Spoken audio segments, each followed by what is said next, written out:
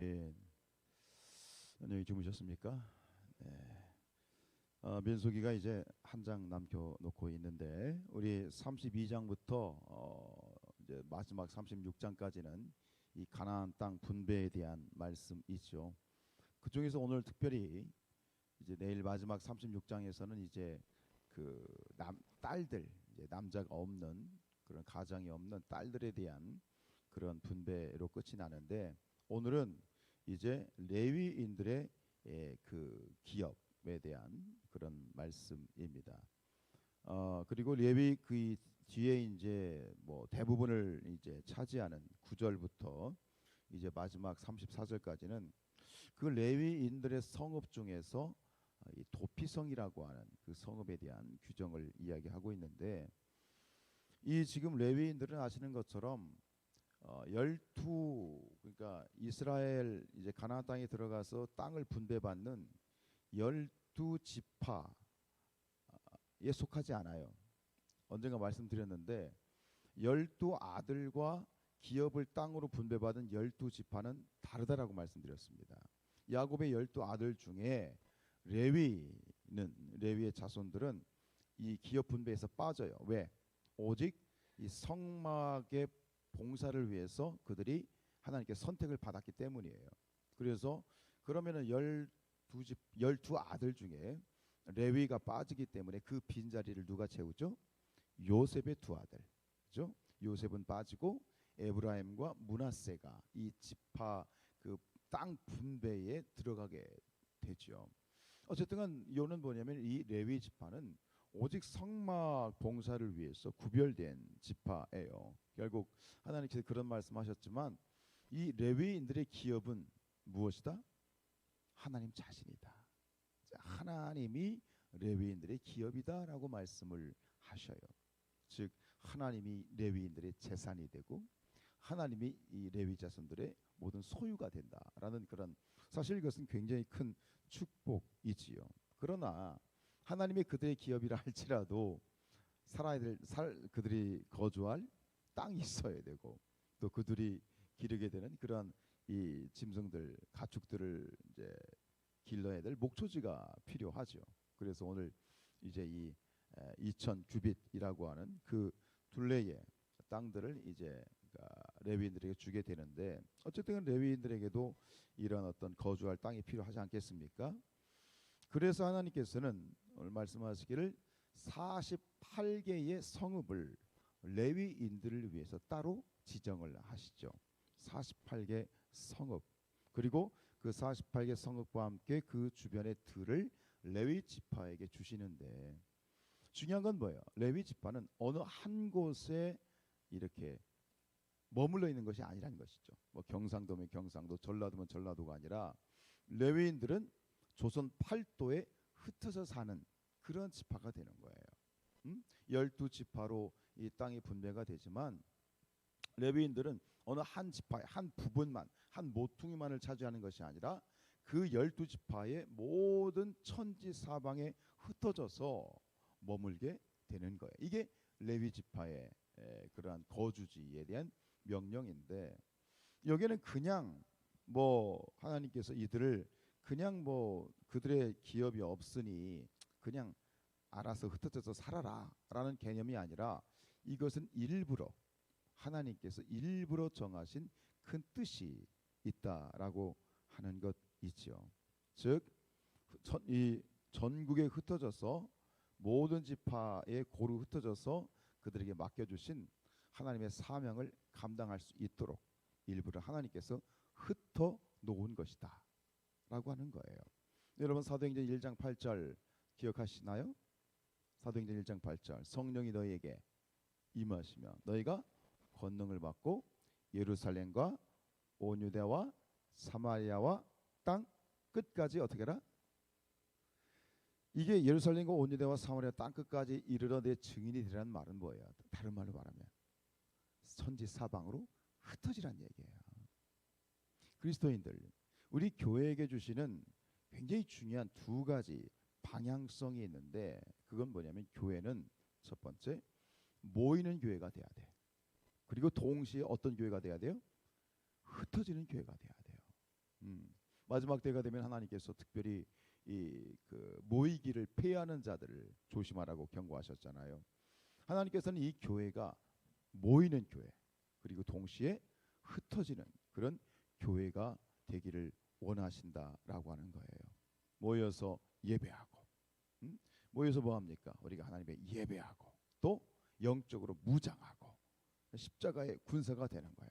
동시에 흩어져서 우리는 민들레 홀씨가 그럼 있잖아요. 그런 노래도 있잖아요. 민들레 홀씨 되어라는 노래가 있는 것처럼 민들레 홀씨가 되어서 우리가 가는 곳마다 복음을 증거하는 자들이 되어야 돼요. 우리 교회도 걸려 있잖아요. 엎드려 기도하고 뭐요? 일어나 전도한다. 함께 모여서 하나님 앞에 엎드려 기도하고 예배하고 영적으로 무장되어진 우리 성도들이 이 안에만 머무르는 것이 아니라 흩어져서 전도하고 영혼을 구원하고 우리의 삶의 현장에서 복음을 증거하는 그런 교회가 되어져야 된다는 것이죠. 그 초대교회 마가위원회 다락방에서 이제 우리 120명의 제자들이 모여서 전심으로 기도하잖아요. 근데 전심으로 기도하고 드디어 오순절 날이 되었을 때 성령을 받았어.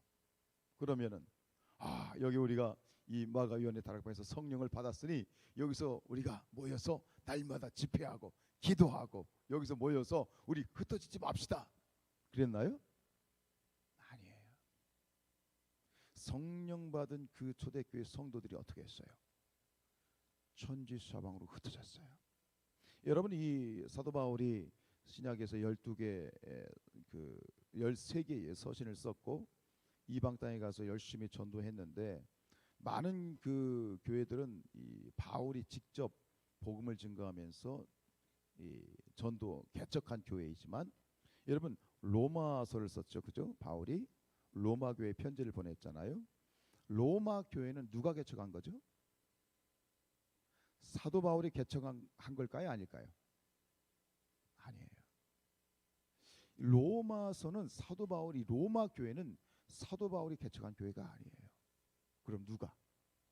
바로 이 오순절 마가위원회 다락방에서 성령 받은 그 누군가가 로마에 돌아가서 거기서 그들이 교회를 세운 거예요. 예루살렘과 온 유대와 사마리아와 땅 끝까지 그들이 흩어져서 그들이 거하는 땅에서 복음을 전했고 그리고 그로 말미암아 로마의 교회가 세워진 거예요. 이것이 바로 하나님이 원하시는 그런 교회에 대한 그런 모습이지요. 여러분 교회는 모이면서 동시에 흩어져야 돼. 또 흩어졌다가 다시 모여야 되고 그래서 이 이합 집산이 원활하게 이루어지는 것이 바로 이 교회 공동체예요. 여러분 이것을 또 묵상할 수 있는 대표적인 말씀이 바로 예수님의 변화산 사건이거든요. 이 변화산에서 예수님이 3명의 제자를 이끌고 이제 올라가셨는데 거기서 예수님의 모습이 말할 수 없는 그런 빛과 같은 아주 희어지는 놀라운 역사가 일어났죠. 근데 광경 가운데 누가 나타났냐면 엘리야와 모세가 나타나서 예수님과 대화하는 장면이 나와요. 근데 그것을 보고 이 제자였던 베드로가 뭐라고 말합니까? 여기가 좋사오니, 여기가 좋사오니 우리 초막셋을 짚고 여기 그냥 머무십시다. 여기서 삽시다 그래요. 하나는 주를 위하여, 하나는 엘리야를 위하여, 하나는 모세를 위하여 여기서 초막셋을 짚고 삽시다 그럽니다. 전 여기서 두 가지 비전을 봐요. 뭐냐면 교회가 이런 곳이 돼야 돼. 왜 베드로가 초막을 짓자는 거예요? 여기가 좋다는 거예요. 여길 떠나기 싫다는 거예요. 가기 싫다는 거예요. 너무 좋다. 여기가 천국이라는 거예요. 가기 싫다는 거예요. 여러분 교회가요 이런 교회가 돼야 돼. 네? 와서 예배드리면 집에 가기 싫어. 더 여기서 있고 싶어. 여러분 목장 예배를 드린다든가 어떤 모임을 한다든가 교회에 와서 예배드리고 목장 모임을 하고 교회에서 성도들과 교제하고 있으면 집에 가기 싫은 거야. 아, 집에 가기 싫어. 그냥 여기가 좋아. 우리 성산교회가 그런 교회가 되길 축복합니다. 그런데 예수님은 어떻게 하셨죠? 내려오셨죠. 예수님이 변화산에서 내려오자마자 예수님이 누구를 만나냐면 귀신 들린 아이를 만납니다. 귀신 들린 아이를 만나서 그 귀신 들린 아이, 이게 세상이거든요. 세상은 참 문제가 많아요. 이러저러한 문제가 많고 귀신에 들려있는 세상, 악한 세상, 말 많고 탈 많은 세상. 그럼에도 불구하고 예수님께서는 그곳에 머물지 않고 내려오셨어요. 이것이 또 교회죠.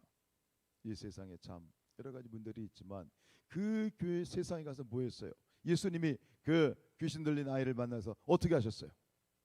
세상을, 그 아이를 고쳐주셨죠. 교회는 그런 교회가 되고 성도들은 그런 성도들이 돼야 돼. 집에 문제가 많고 직장에도 그렇고 삶의 현장을 보면 참 고통스럽고 문제들이 많이 있지만 그러나 그런 세상 속에 내려가서 그곳에서 빛이 되고 소금이 되고 우리가 그리스도인의 삶을 통해서 세상을 변화시키고 세상을 치유하고 그것이 우리 그리스도인의 삶이 돼야 된다라고 하는 거예요. 이 두 가지 비전을 같이 보는 거예요. 이게 뭐예요? 모이는 교회, 흩어지는 교회. 모여서 하나님의 영광에 참여하고 하나님의 임재에 참여하고 모여서 하나님을 만나고 이곳에서 무장되고 이곳에서 말씀과 기도로 성령 충만한 그러한 무장이 된 다음에 교회 밖을 나가서 그 순간부터 세상에 빛이 되고 소금이 되고 세상을 변화시키는 그런 십자가의 군사들이 되고 군병들이 되는 것, 이것이 교회예요. 여러분들이 새벽에 오셨잖아요. 이 시간에 지금 여러분들은 하나님의 놀라운 성령의 임재하심과 하나님의 능력이 임하고 있습니다.